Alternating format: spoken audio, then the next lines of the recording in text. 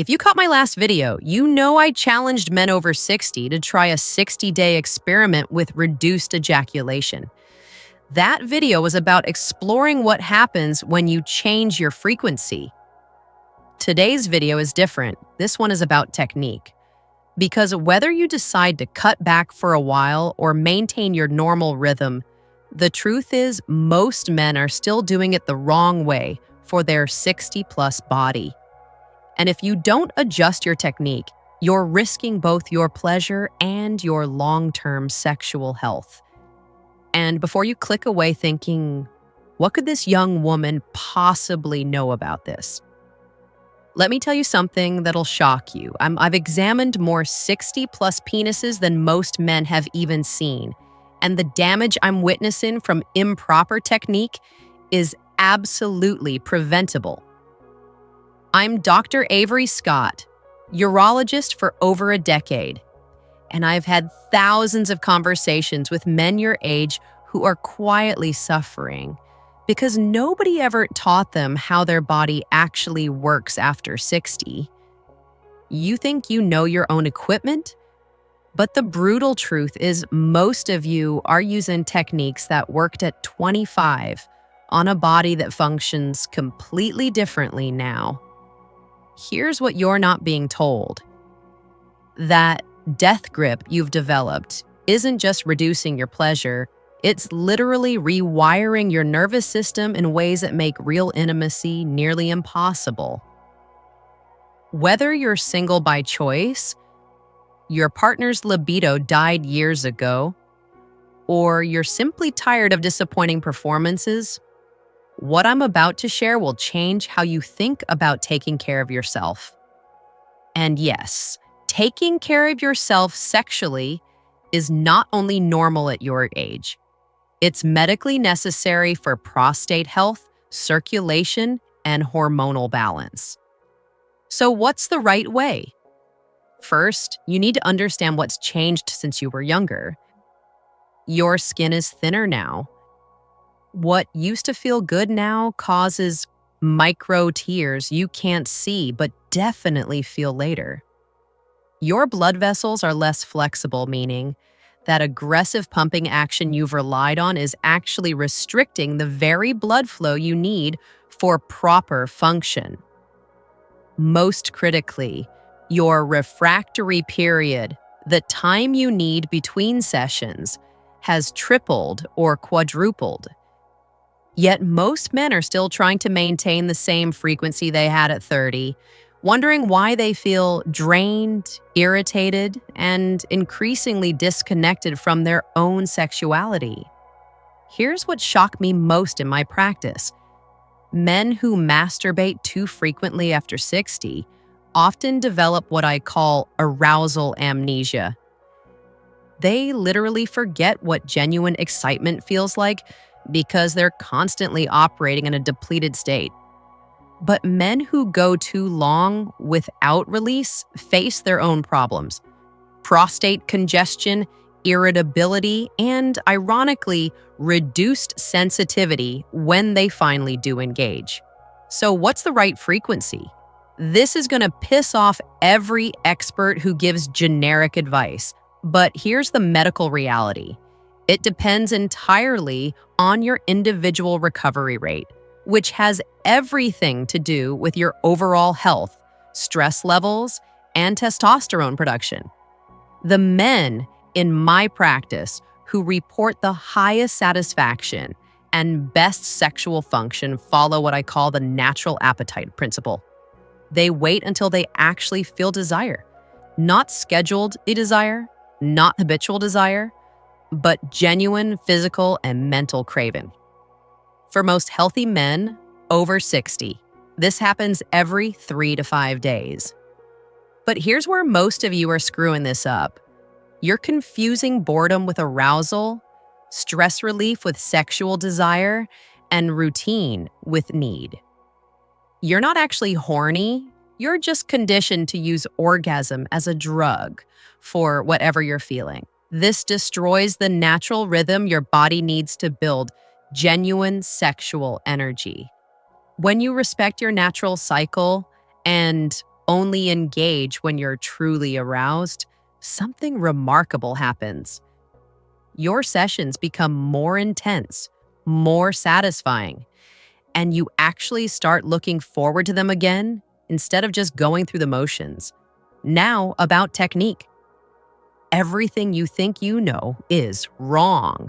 That tight grip you use because it doesn't feel like anything otherwise. You've trained your penis to only respond to pressure that no human mouth or vagina could ever replicate. You've essentially made yourself incompatible with real intimacy. Here's the method that actually works for your 60-plus body. Start with barely any pressure at all. Use high-quality lubricant, not lotion, not soap, actual personal lubricant. Your skin needs protection now in ways it never did before. Move slowly, almost meditatively. Focus on the sensations you can actually feel rather than trying to create sensations through force. Most importantly, extend your sessions.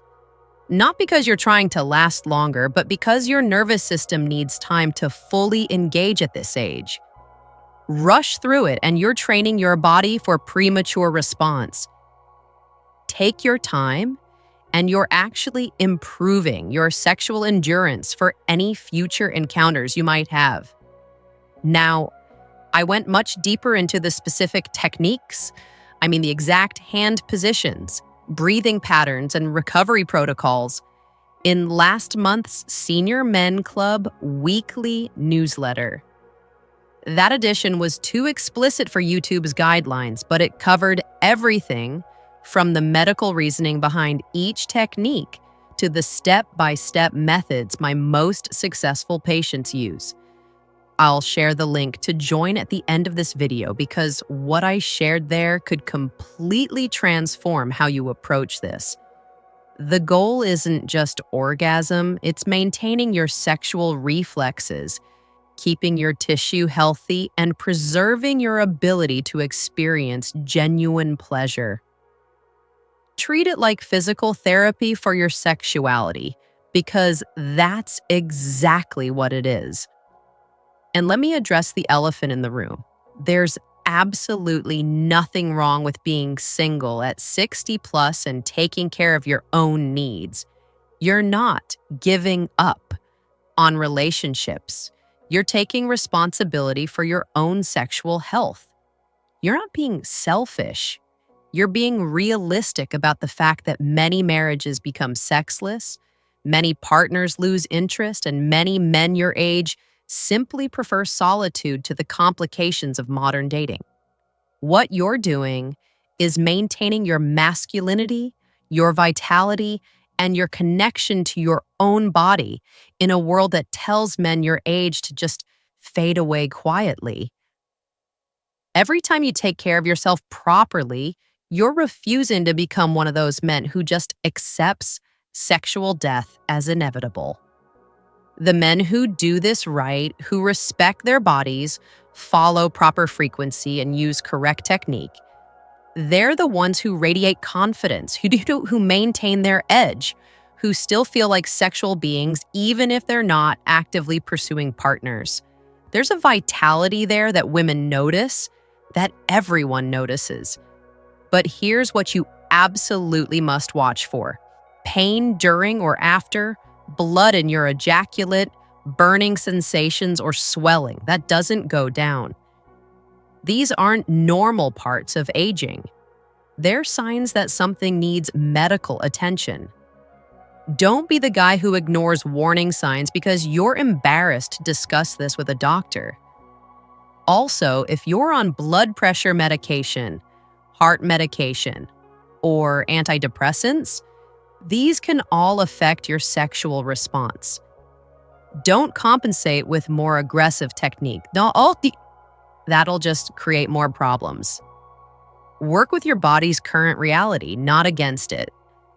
Now, I want to hear from you in the comments.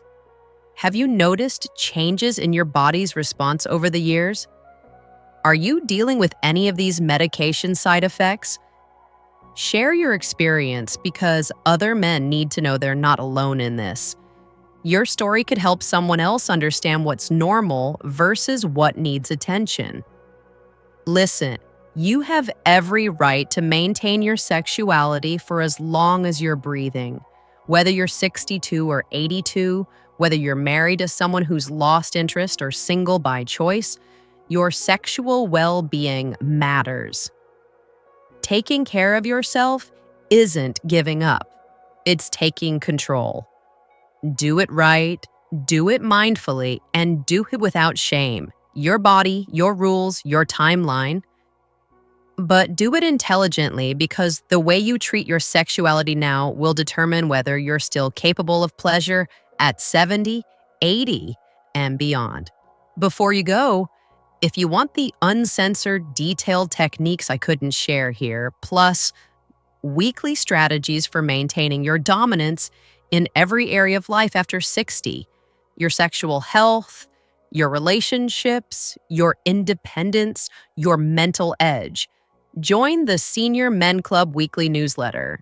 It's completely free for men over 60, and it's where I share the raw, unfiltered advice that keeps you vital while other men fade away. The link is in the description and pinned in the comments. Subscribe to this channel if you want more honest medical advice about maintaining your vitality after 60.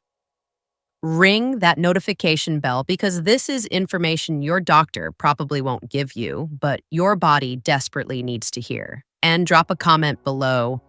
What's one thing about aging and sexuality that you wish more men knew? Let's help each other stay strong. Take care of yourself in every way that matters. I'll see you in the next one.